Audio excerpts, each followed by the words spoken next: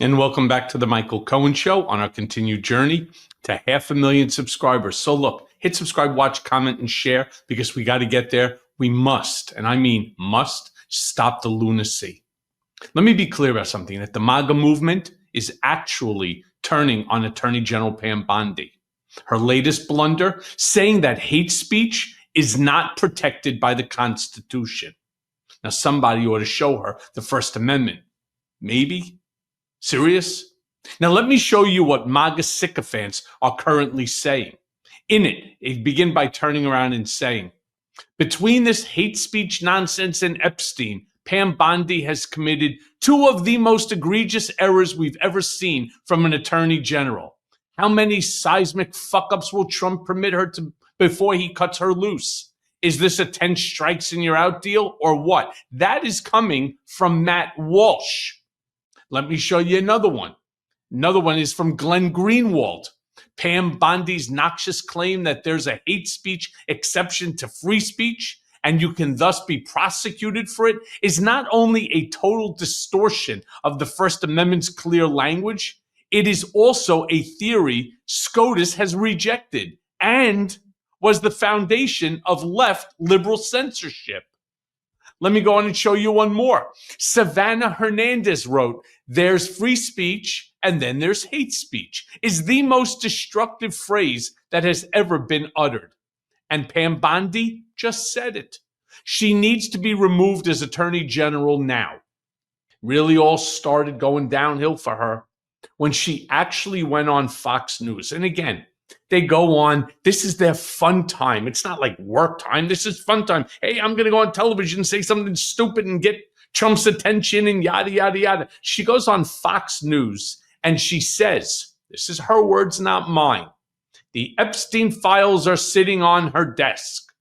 And yet, for whatever the reason is, nobody wants to tell us the reason, she refuses to release them. On Mea Culpa, my guest is David Marcus, an incredible journalist who by chance happens to also be Roy Cohn's cousin. We discuss how Trump is literally following the playbook of Roy Cohn perfectly with his handling of the Epstein scandal. Play the clip. I will tell you, I worked at the Miami Herald. The Miami Herald later broke a lot of these stories, haunting stories about women, about girls being abused by Epstein and his cronies. Where are the files? Trump promised those files. His MAGA base, some of them, clamored for those files. Why is his attorney general making deals, sub rosa, under the table, whatever you want to call it, about these? It's not that complicated. We should know what happened. I, like you, have questions about how Epstein happened to die in Rikers in New York. But let's talk about the files. They should be public knowledge because women and girls were abused, their lives were ruined, and there's no way and Congress has done nothing about this, surprisingly. Yeah. By the way, I don't think he committed suicide at Rikers. I think, in fact, it was over at MCC or something. Oh, Metropolitan right. Correctional Center. Yeah. But, MCC. I really want to just put it more into context as the cousin of the famous Roy Cohn, I guess my predecessor. Mm-hmm. So much of Donald Trump's personality has been formed as a result of the relationship between your cousin and my former boss. Is this something that Roy would have said to him, even in a scenario like this with the raping of children, that you use the matter to your benefit, and then when it, of course, needs to come out, instead you discredit it, you dismiss it? Yeah, Michael, I'll answer that and I'll just give you a sentence of background. So, yes, this is exactly out of the Roy Cohn mentorship playbook for Donald Trump. Roy Cohn your younger readers, listeners don't know, but he was a brilliant and evil attorney who mentored Trump. And he taught Trump that you do three things to get success. Not success the way you and I would define it, but the way Trump defines it. You never admit defeat. You attack, and you delay and distract. Well, that's actually four things, whatever it may be, but that's the Roy Cohn playbook. So look what Trump did. He used something to go after other people to make a smokescreen. And then he happens to go meet Putin right when the Epstein files are really heating up. He happens to call in National Guard to DC. All these distractions are pure Roy Cohn manipulation. And you know what? Roy, for those who don't know, met Trump in the 70s and mentored him through when Roy died in the 1980s. But it's actually much more useful to use those techniques now when we have a nation that has ADHD, that can't keep track of things. It has Twitter and it has all the things that weren't around then. Then you would wake up and you'd read something in the Post or the Daily News or the Times, or you wait for a week and you read it in Newsweek, or maybe you see it on TV at night. Now we're bombarded with things. And so Trump's ADD is our nation's ADD. Interesting. So let me ask you this then. Why do you think that Trump feels the need to frame Epstein's crimes as partisan warfare instead of just confronting the fact that his circle is implicated? Michael, it defies normal logic. It defies the way politicians have worked in DC or semi-worked in DC for a couple hundred years. Basically, Trump has decided that everything is a partisan battle, whether it's redistricting or in Texas, or whether it's measles, for God's sake, measles. And he blames the Democrats. He blames the liberals. This isn't a political thing. We know that wealthy people, Democrats and Republicans, were tied to Jeffrey Epstein. You would think that the president of the United States, seeking a better future, seeking some kind of solace, some kind of national kind of conversation about how we treat each other, would say, let's release all the records, instead of, oh, these are Democrats, these are liberals.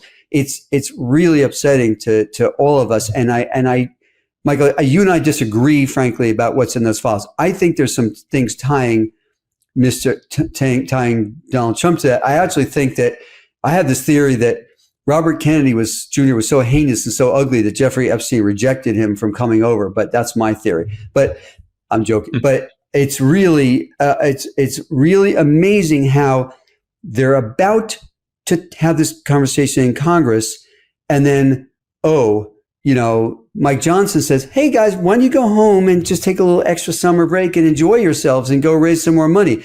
And so Congress, the bunch of wimps that they are, disappears and the issue is dropped. And then there's a Putin meeting, as I said, and whatever other ADHD stirrups Trump has done. We have not lost track of this thread as the media, as a public, but we are starting to. So it's funny that you say that, because we do disagree on that. I've been very public in my statements that I do not believe that Trump was a participant for several different reasons. One, I don't think he's comfortable in his own skin. And from only my firsthand knowledge, because I can only base it off of what I know. And so many of my listeners and my subscribers over on Substack or my YouTube channel, they get angry at me.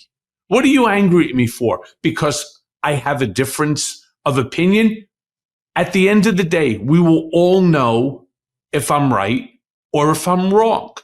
But everybody manages to have an opinion. Why do I say that I don't believe that he was part of that massaging bullshit and so on that Epstein created, which was really the foray into the rape of these children, right? First, he had them massage, him or his guests and so on. And then it became obviously the rape. I remember when Bob Kraft, the owner of the New England Patriots, was caught at one of these tug and rub places, right? These massage parlors. And I remember Trump turning around and talking to me about it and saying, yeah, they would never catch me in a place like that. He goes, I don't do massages. And I said, funny, because I too have never had a massage. I don't like the concept of somebody touching me.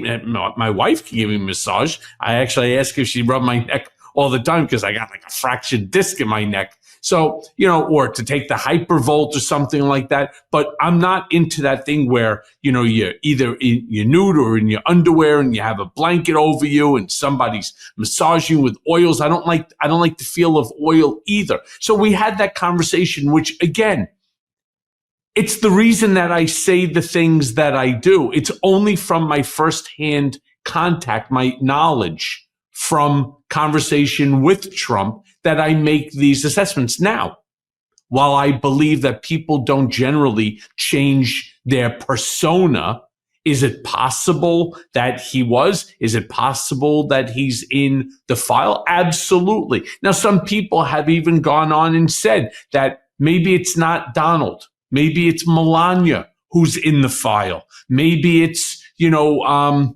somebody else that's extremely important to Trump. And something, Dave, that you know as well as I do, very few people are actually important to him. Certainly, he's important to himself. That's number one. Would be protecting Melania at this point because she is the first lady? Sure. Is that a possible theory? Yeah. But that's what it is. It's merely a theory. And I keep telling people, let's stop pretending that we have half a fucking clue because we don't know what's in that file. But we will if and when they release it unredacted, except for the names of the victims. Well, there's rumors are changing it. But Michael, I want to be clear. You know him, and I know I met him in those days when he was with Roy Cohn. I'll mention that later. But he is the ultimate germaphobe. He didn't even like to shake hands back then. So you're right about that. I'm not saying, listen, I don't know what's in the files or who's in the files. I'm saying that Jeffrey Epstein had a lot of money. He spread it around. He had a lot of young women who he knew. He introduced people to them, not always at his place, maybe not at his island, maybe not his townhouse. I just have a feeling that somehow, because Trump is so tied to so many people, that there's something about him, somehow, money, woman, something in the file. Of course, he didn't go get a massage. I mean, anyway, who would do that? It's disgusting. But anyway, Jeffrey Epstein was really good at sort of getting with rich people and powerful people, which Trump was back then. But I want to just explain something to your newer, younger folks out here, because you have such a wonderful audience and so many downloads and so many things. Roy Cohn, as I said, was a big consigliere, big lawyer, fixer in a consigliere. 50s, 60s, 70s. Anyway, he met Donald Trump in the 1970s, early 1970s at a nightclub. Trump asked him for some help because the Justice Department then justifiably was going after Trump and his family for excluding black people from renting at some crummy apartments they owned. Roy became a mentor and basically his guide for years until Roy died in 1986. But the important thing is that, well, not the important, the detour side thing is that Roy was my dad's cousin. I was a journalist. I was a student getting to know Roy, follow him. I didn't agree with him, but I thought it was a really interesting example of how power worked in New York back then. Roy would go on to cut business deals for Trump. In fact, there's people know about the Trump Tower. The reason that got built, frankly, was that Roy Cohn negotiated $20 million in tax abatements for that to happen. That doesn't sound like a lot now. That was a huge deal back then because Roy knew the right people in New York government. Roy introduced Donald Trump to an up-and-coming publisher of the New York Post named Rupert Murdoch, who was not then. There was no Fox TV then. There was none of that stuff. Roy introduced Donald Trump to Richard Nixon, who was the former president at that time. And he introduced him to Ronald Reagan, who was running for president in the 80s. There's so many nexus and so many ties. By the way, he also introduced him to Fat Tony Salerno, which is the only reason that some of his properties were built. Fat Tony Salerno controlled all the concrete on the base in New York, New Jersey, and Connecticut. Right. Not only did he introduce him and make that possible, but Trump, in his way, got a discount from Fat Tony for concrete when other people couldn't even get, other builders couldn't get it. It goes on and on. And he knew the cardinals of the Catholic Church. I mean, Roy knew all these people, and he, for whatever reason, we could go into sort of psychology, but Trump saw him as a father figure. Roy liked him in some ways we don't really know. And it was not reciprocated. Roy was gay, for those who don't know. But he saw this then handsome, young, blonde guy, and he mentored him and helped him in every way possible. And the reason we have Trump today is because Roy crafted him and created him and nurtured him. There's no doubt about that. So that's why I'm so passionate about this, because my cousin, my family's cousin, gave us what we have today. And Michael, you know that I lived as a journalist in Mexico. I lived in Colombia. I lived in Brazil. I spent a lot of my time as a journalist overseas. I used to say when Mexico had elections and I was covering them and they were like so tainted, I was like, oh, so glad I'm from the US. When Colombia had upheavals and car bombs and politicians being shot in the street, I was like, it's so great to be from North America, from the United States. Like, we have a real functioning democracy. And now, Michael, I have friends in all those countries. They just visited me, and I'm embarrassed by this country. I'm embarrassed by what we have allowed to happen in 8 months, especially. Hey, everyone. First of all, thanks for watching. I mean, we're going to be posting daily episodes with reactions and talking about politics. We'll be talking about everything, in fact. So please like and subscribe. Join us on this journey.